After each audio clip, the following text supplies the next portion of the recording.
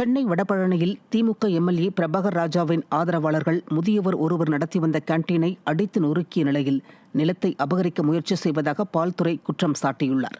அவர் வெளியிட்டுள்ள காணொலியில், நிலத்திற்கான எந்தவித ஆதாரமும் இல்லாமல் யாரோ சிலரின் தூண்டுதலின் பேரில் தன்னை துன்புறுத்தி மிரட்டுவதுடன் பல வருடங்களாக நிலத்தை அபகரிக்க முயற்சி நடைபெற்று வருவதாக தெரிவித்துள்ளார்.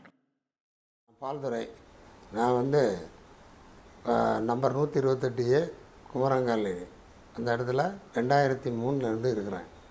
நான் ஒரு லீஸ் அக்ரிமெண்ட் போட்டிருந்தேன். இப்போ கொஞ்ச நாளைக்கு முன்னாடி சூர்யா சிவகுமார் அப்படின்னு ஒருத்தர், சீனிவாசன் ஒருத்தர், நாங்கள் தான் பவர் வாங்கியிருக்கிறோம் அப்படின்னு சொல்லிட்டு வந்து தகராறு பண்ணார்.